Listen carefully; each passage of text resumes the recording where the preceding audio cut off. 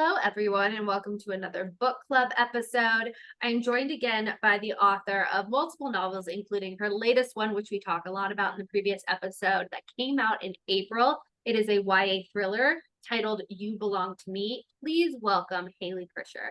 Hayley, thank you for being here. Hi. So let's start with the obvious question, which is, do you like to read, and what is your relationship with reading? Yes, I love to read. I think that I try to read like, a couple of books a month. I also like new books, but I Mhm. also do an enormous amount of rereading, especially when I'm writing. So Do I you? reread constantly. Oh, yes, constantly. And there are certain books that I'm just like, I'm studying the sentence structure and how the author is Yeah. like a transition. Ah. And so I'm constantly rereading. So I've What got is like piles of books on my desk at all times okay? because I'm always pulling to look, oh, how did this chapter happen? What is the last book you reread? The last book I reread, Ruthie Thorpe's Margot's Got Money Troubles. Mm, yeah. Uh, Margot's Got Money Problems or Troubles? yes. I And think Troubles. they're making a film, whether it's TV or movie Yes, adaptation for it now. Very I saw excited that. I It's such a great for you book. then. Do you It, finish every book you pick up? no, Okay. I have How no book, far? like 10 pages. I could be like, I can't do it. And I wish I was a little, I say to the book, I'm sorry. You're not for me. No offense to the author. I think the one book I actually got angry that I read the whole thing. This is probably the only time this happened to me. And I could say this because it's such an enormous book. It's called The Silent Patient. Mhm. Stop. That was Yeah. gonna be, oh my God, that was gonna be one of my recommendations for you, but I took it off the list because that's Oh, so and now so funny thing is halfway through this episode I will give you book recommendations, but okay. that was going to be one of them and I took it off the list for another one. That's so funny. That is funny because I was so angry at that book. And I'm like, no, I hate you. Stop.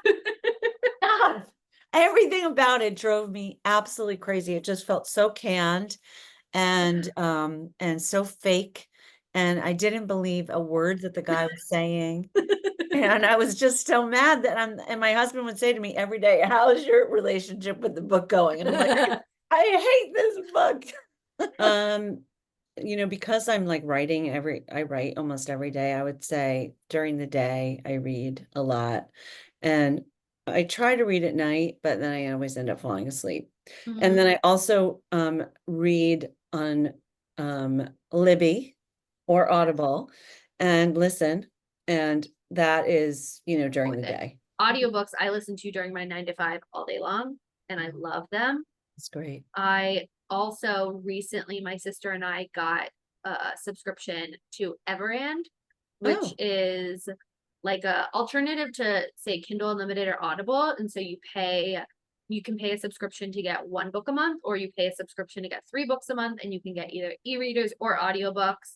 And it's so good and I love it. And so I'm oh, always doing that. all right. I'm gonna have to do that because I'm really trying. I really am like, it'll be my last resort if I have to do Now, Audible. what's Mhm. one book you would recommend to anyone and everyone, like one of your faves?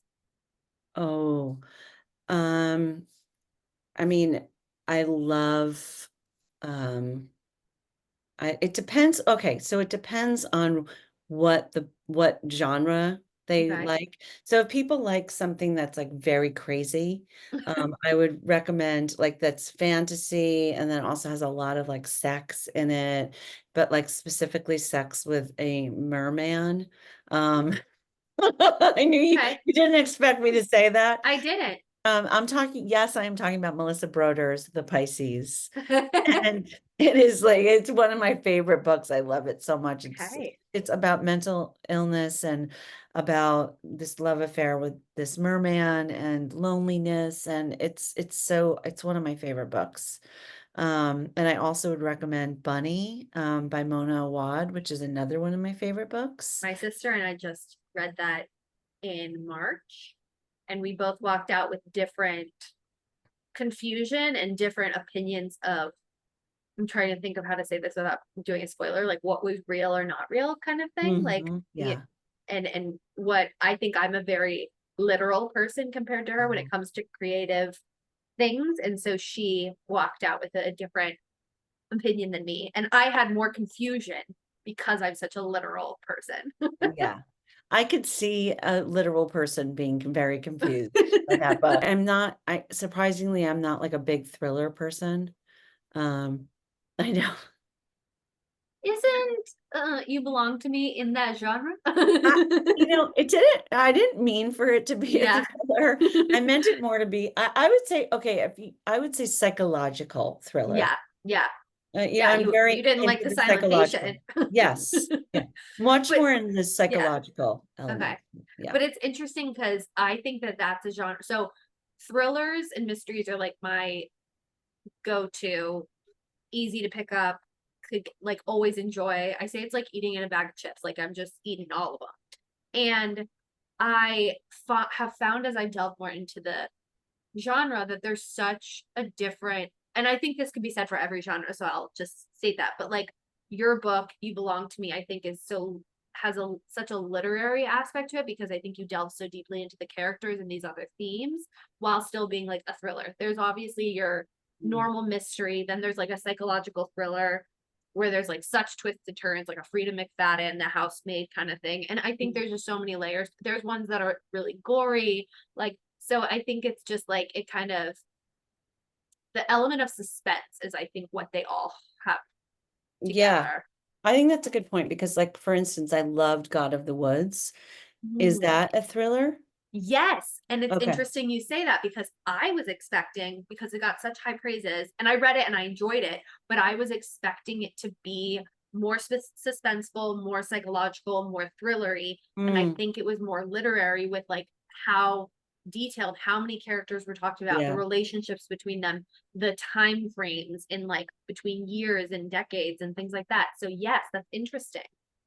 And also Rebecca Mackay. Yes. I have some questions for you. I Yes. absolutely loved that book. Is that a thriller? It is. But Okay. it's funny, it is, but I think it's Only also, because someone died, but they died before the story even started. yes. But I saw her on a panel in DC at the National Book Festival years ago when that was coming out, but she was on a true crime panel. Oh, So that's a whole different, you know, genre in itself. And but it's interesting you say, yes, that so is then I do like thrillers. I like thrillers that are heavy yeah. character driven and heavy. I'm not as much of a like fast-paced plot person. Yeah. I I'm the like it. opposite. Okay. All right. So I like Yes. it because I'm thinking about some of my books that I have that I really love, and like Gone Girl, of course. But and Sharp Objects. Yeah. Like love. I mean, like But but the those but those are super, yeah, people die, but they're super yeah. psychological. And I think especially Gone Girl, I've had this conversation with multiple people on this podcast, where it's one that kind of transformed the genre Yeah. because it has so much of all of that together. And I think Yeah. a lot of people run with the quick fun. Like I love a YA thriller. Oof, you Okay. get me beginning to end. Like I can do it in a day. Like I love those because they're usually fast paced and things like that. And then the intricacies of kind of character built thrillers are very fascinating. And so, yes, Gone Girl's a good example. So there you go. We figured Yeah, figured me yeah. out. Yeah. Good And it's job. interesting because I think you and I have a little bit of opposite taste for Okay. certain things. Yeah. And I want you to know, as your state's talking about all of this, I have changed 3 of the book suggestions. We'll narrow you. What are the things that really you look for in a book? I would say unlikable female characters. Mm. That's probably the first thing. I don't want someone to be perfect at all. The more unlikable they are, the more I like them. I So, want, did you read Yellowface? of course. Because hated her. And my friend just finished it and she was like, Oh, I hate her. And I was like, I know, I'm so sorry. didn't give Yeah. you a main character like. I'm so sorry. Oh, I hated her and I loved her all at the same time because she was so horrible and didn't really understand how horrible she was. More And I thought that frustrating. was the brilliant, well, I thought it was, to me, that was like the brilliant part of how that book was written, Yeah. because it's like, yeah, this person is completely out of touch and I believe it. And she's like, I just want this book to do well. I just want to be a successful author. Yeah. And I thought that was, yeah, that was a Yeah. great book. I will say that's one of the first books. And I mean, I only read it like last year, I think, but it was one of the first times where I finished a book and I was like, wait, I only read her reality. Like, what if the relationship she had with various people wasn't like that? And all I Right. got was her view. And it made me like and it was because it was so obviously like, I, I so obviously didn't like her and so obviously noticed that. And it made me take a Mm, step back and go, so many other books, like if we had read You Belong to Me through Julia's eyes, would it have been a completely different experience than B? Or yes. through Kai's or through and it was one of the first times where I stepped back and I was like, oh my God. Yeah. Yeah. And it would be a Mm-hmm. different experience because in their mind, that this is why they were making these choices. Yeah. Yeah. Oh, Bean's just paranoid. Yeah. Yeah. She just needs to listen to me Yeah. and she'll be a Yeah. lot happier. Yeah. Or through Ivy's point of view. Oh my gosh. Like Yes. it would be totally different. Yeah. For you is so Okay. what was your favorite book as a kid? Um, so I would say The Outsiders, Mm-hmm. also The Bell Jar, by Hmm. Sylvia Plath. I really loved that. Again, I think, and also Flowers in the Attic. We didn't Flowers in the Attic. Yes. Um, Is we this did we didn't have YA books when I was like a kid. It really didn't exist. And so every kid read Flowers in the Attic. And that, what? Everybody was allowed to read Flowers in the Attic. I only read it maybe last year for the first time and oh was, yeah. as somebody who loves a horror, loves a mystery, loves a thriller, traumatized. Well, Trauma Time is probably my thing, is the kind of favorite book I love. It's like, just, give me all the trauma. And it's probably because I think Stephen King, I was reading, The Shining, Yeah. Firestarter, Uh-huh. Pet Cemetery. I mean, in the Yeah. 80s, we didn't have, the only YA book we had was Yeah. for like older teenagers. I'm not Yeah. talking about for younger teenagers. Yeah. There were a lot of books for younger kids like Judy Blume and all that, tons of books like that Yeah. were fantastic. Ellen Raskin. But as a teenager, who wanted to read about people who were actually going through real problems, even though Flowers in the Attic was not really happening, but they were like being abused by their mother.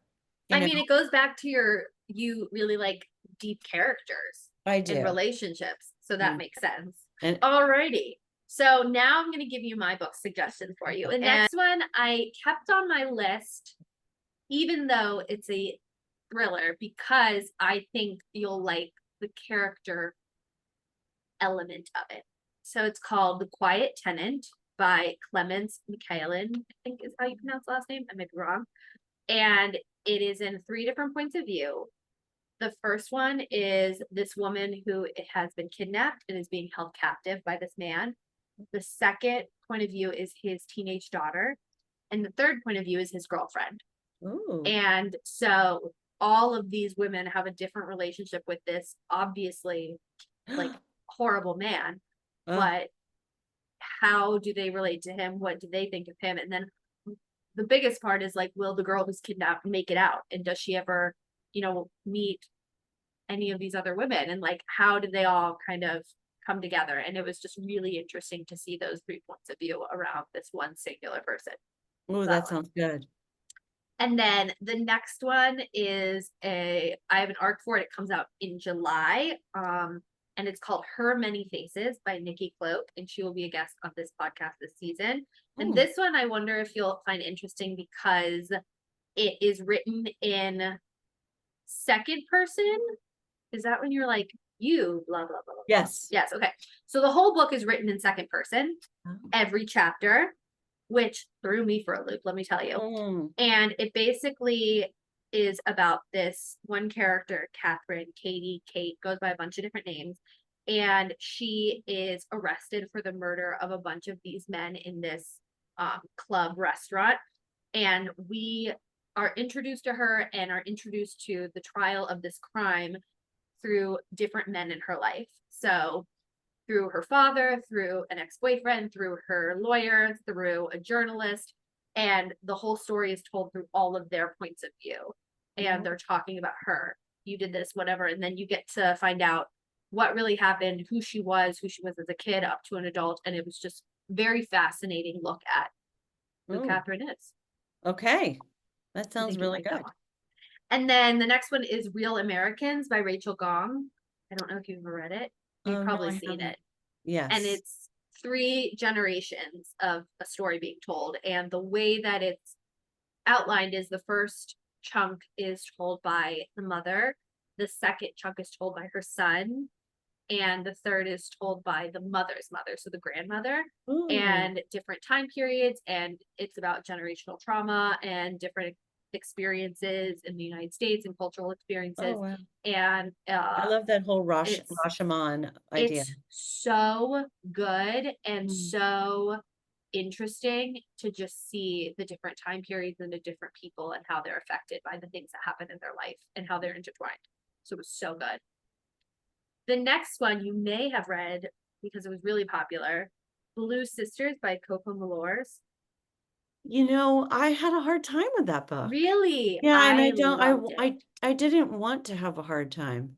Mhm. I need to go back to it again, but I Okay. have it, and because I thought, "Oh, this is, like, the kind of book I love the idea about, like, Yeah. these intense," and maybe I just wasn't in the right frame of mind. I need to go back to it. Okay, because I thought that's why I thought you would like it is Yeah, the relationship between these sisters and just the yeah. character development of all of them. So that was one of them.